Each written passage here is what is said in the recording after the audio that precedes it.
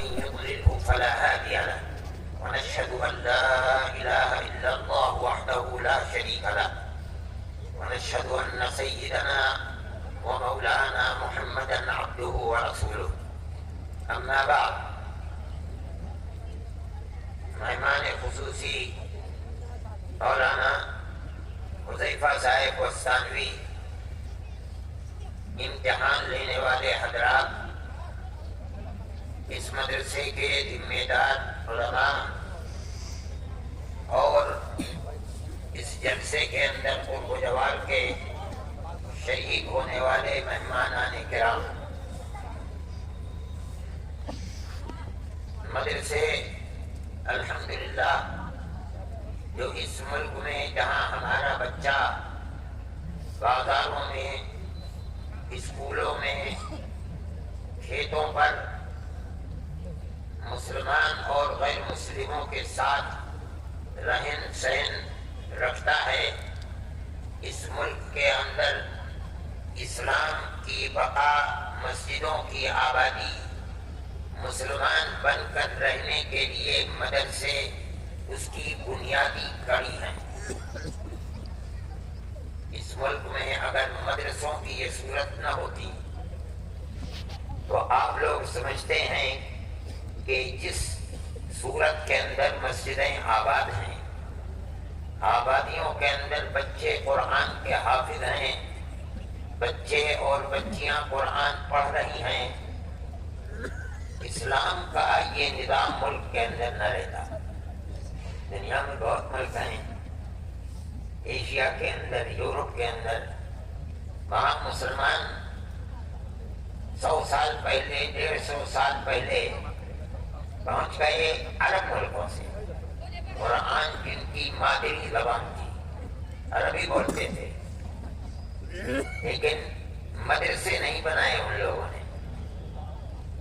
France ہے، جرمنی ہے اور بے شمار ممالک ہیں۔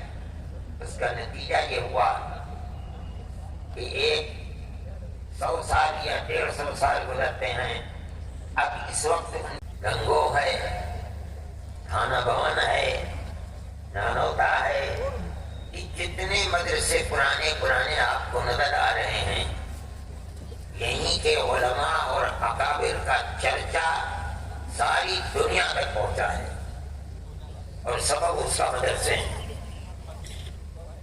ہمارے دیکھتے سب سے پہلا سوال، من ربک کا، تیرا رب کون ہے؟ اگر وہ مسلمان ہے، اللہ کو اپنا رب مانتا ہے، نماز پڑھتا ہے، روزہ رکھتا ہے، اللہ سے رات اور دن بھیک مانگتا ہے، جانتا ہے کہ اللہ ہے، زمین و آسمان کا مالک کہتا ہے ربی اللہ، میرا رب تو پالنہار، مجھے پالنے والا تو اللہ ہے۔ بتا تیرا دین کیا ہے؟ وہ نہ دین ہوگا۔ اگر مسلمان ہے تو کہتا میرا دین اسلام ہے، یعنی اللہ اور اس کے رسول کے ہر حکم کے سامنے سر جھکا دینا، یہ اسلام کا مطلب ہے۔ میں تو اللہ اور اس کے رسول کا تابعدار ہوں، یہی میرا دین ہے۔ تیسرا سوال ہوتا ہے، وَمَا هَذَا الَّذِي بُعِثَ، یہ کون ہے جو تمہارے پاس بھیجا گیا تھا؟ یہ بعض لوگ کہتے ہیں نبی کریم علیہ السلام کی مبارک صورت سامنے لائی جاتی ہے۔ بعض لوگ کہتے ہیں کہ مرنے والے کی قبر سے لے کر نبی کریم علیہ السلام کے قبر تک جو زمینیں ہٹا دی جاتی ہے، دیکھتا ہے کہ آپ آرام فرما رہے ہیں، تو کہتا ھذا محمد رسول اللہ، یہ تو اللہ کے نبی محمد ہیں۔ تو اب ایک چوتھا سوال ہوتا ہے، یہ بتا تو نے انہیں پہچانا کیسے؟ کیا مطلب ہے؟ تو ذرا سہارنپور میں پیدا ہوا تھا، یہ تو مکہ معظمہ میں پیدا ہوئے تھے، مدینہ منورہ میں رہتے وہاں اللہ کے پاس پہنچ گئے، تو نے تو کبھی دیکھا بھی نہیں، تو 1400 سال کے بعد پیدا ہوئے، تو نے انہیں پہچانا کیسے؟ یہ چوتھا سوال ہے۔ اب دیکھیے وہ جواب کیا دے گا مومن؟ نبی کریم علیہ السلام فرماتے ہیں کہ وہ جواب دے گا، ایسی بات پوچھتے ہو، قرأت کتاب اللہ وصدقت به،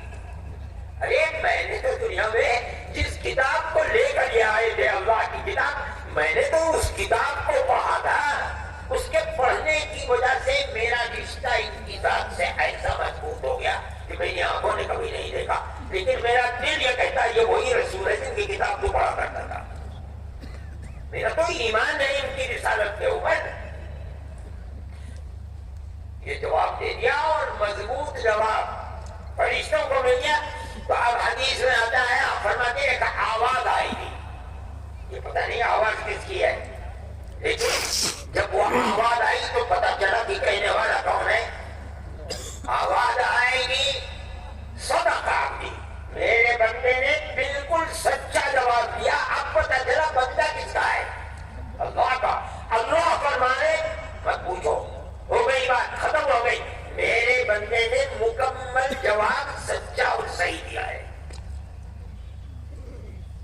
افرشوہ من الجنت والبسوہ من الجنت، جنت کا لباس لاؤ، اسے پہنا دو، جنت کا بستر لا کے اس کے قبر میں بچھا دو۔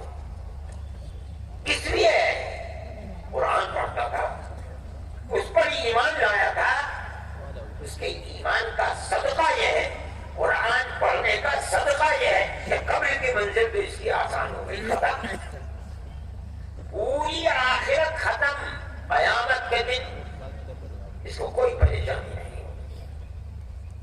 یہ تو متقی ہے۔ الاخلاء یومئذ بعضهم لبعض عدو الا المتقین، دنیا کے سب دوست قیامت کے دن ایک دوسرے کے دوست نہیں، ایک دوسرے سے دور رہیں گے، دشمن، سوائے ان لوگوں کے جو دنیا میں تقوی کی زندگی گزارتے تھے۔ قیامت کے دن کی بھیانک تصویر بھی ان کے دلوں کو مطمئن رکھے گی، ان کے لیے کوئی پریشانی نہیں۔ یہ قرآن پڑھنے کی بدولت ان کی آخرت آباد ہوگی۔ میرے بھائی، آپ حضرات کو بہت بڑا یہ مسابقہ ہے، اور اس مسابقے کی وجہ سے جہاں ان حضرات کی محنت اور کوشش سامنے آتی ہے، وہاں یہ بات بھی سامنے آتی ہے، اور بڑی خوشی کی ہے کہ بے شمار مدارس جگہ جگہ، گاؤں در گاؤں قرآن کی تعلیم کا کام کر رہے ہیں، اور محنت اور لگن کے ساتھ کر رہے ہیں، تبھی تو یہ نتیجہ نکل کر سامنے آتا ہے۔ اللہ ان حضرات کی بھی اس عمل کو قبولیت سے نوازے اور ترقی عطا فرمائے، اور مدرسوں کی اس خدمت کو بھی اللہ بہترین پھل عطا فرمائے، اور مدرسوں کو ترقی سے نوازے، اور اس امت کے گھر گھر میں حفاظ قرآن پہنچے، اور اس طرح دینی ماحول دن بدن بڑھے اور ترقی کرے۔ دنیا یہ چاہتی ہے، دنیا کہ مسلمان کا رشتہ قرآن سے کسی طرح ٹوٹ جائے، مسجد سے ٹوٹ جائے، یعنی اسلام سے ٹوٹ جائے اگر توڑ سکتے ہیں۔ یہ مدارس جو کسی گورنمنٹ سے امداد نہیں لیتے، آپ لوگوں کی حلال کمائی سے چلتے ہیں۔ ان کے اصول میں لکھا ہے کہ کسی حکومت سے امداد نہیں لی جائے، اور جو لیتے ہیں امداد حکومتوں برباد ہو جاتے ہیں۔ آسام میں لیا کرتے تھے، اب گورنمنٹ نے بند کر دی ہے۔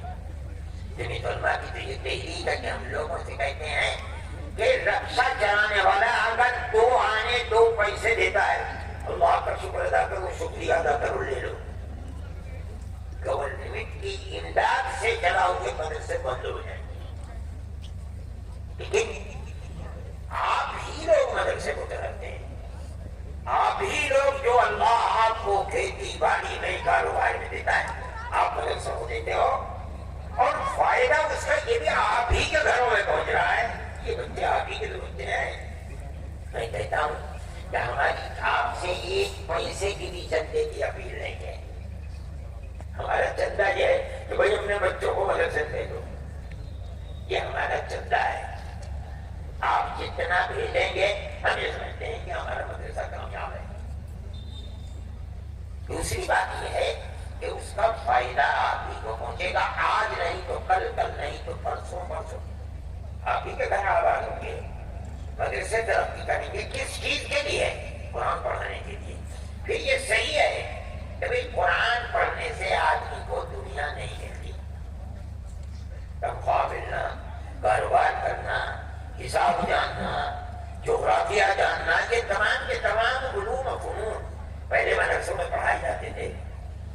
عربی درجات شروع ہونے سے پہلے پڑھائے جاتے تھے، لیکن اب وہ رواج کمزور ہو گیا، لیکن ہم نے مدرسے کے اندر حفظ قرآن کرنے والوں کو عصری تعلیم سے جوڑا ہے۔ آپ نے سنا کہ آپ کے یہ بچے جو پڑھ رہے ہیں ان میں سے بہت سے ایسے ہیں جو 8ویں تک، بہت سے ایسے ہیں جو 10ویں تک، ایسے بھی ہیں جو 12ویں تک پڑھ لی، لیکن ہم ان کو چھوڑتے نہیں ہیں۔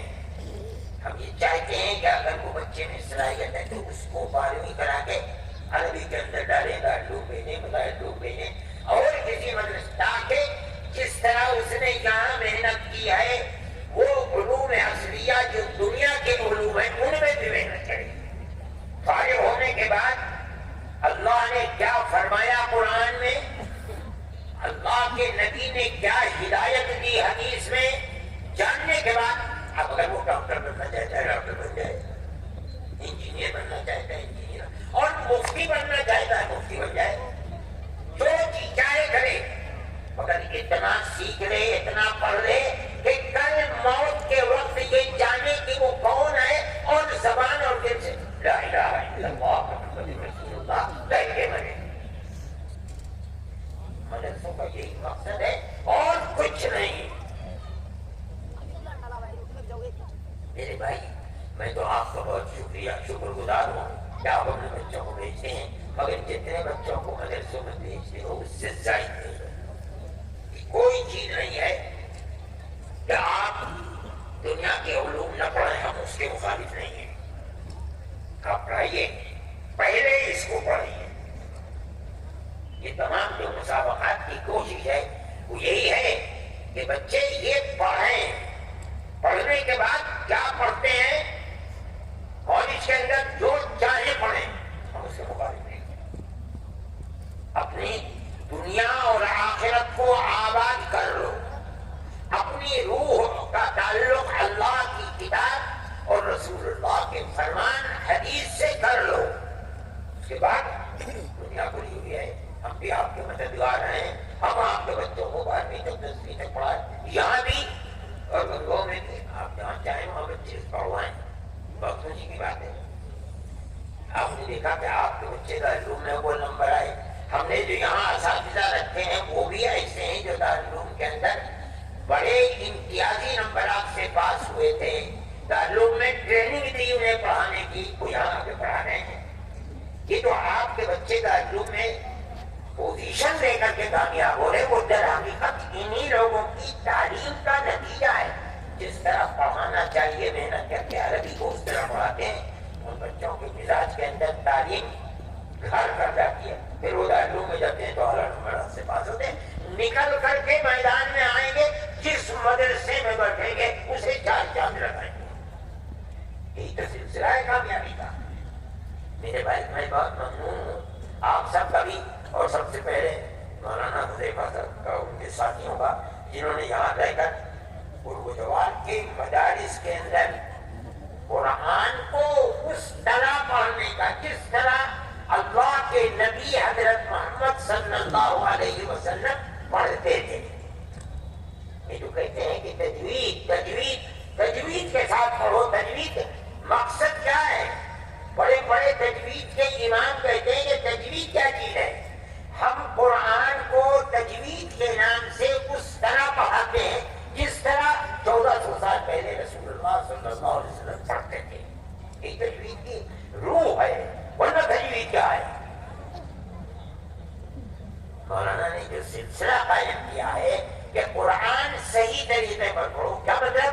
اس طرح پڑھو جیسے عربی میں قرآن ہے، عرب کے لوگ پڑھتے ہیں، اور بنیاد جیسے ہمارے آقا حضرت محمد صلی اللہ علیہ وسلم پڑھا کرتے تھے۔ ویسے نہیں پڑھتے تھے کہ بس یعلمون تعلمون سنتے رہو اور اس کے بعد سب فائد بیچ میں نہیں، حرفن حرفن ایک ایک لفظ الگ الگ ہوتا تھا۔ جس طرح عربی میں پڑھا جاتا ہے اسی طریقے پر پڑھتے تھے، اسی کا نام تجوید ہے۔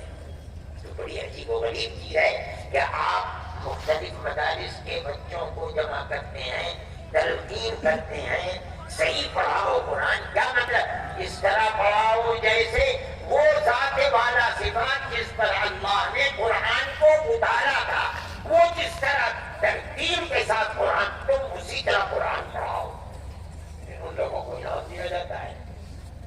دنیا کے سامنے پیش کیا جاتا ہے. اس لیے زیادہ سے زیادہ مدارس کو اس سلسلے کے اندر کوشش بھی کرنی چاہیے.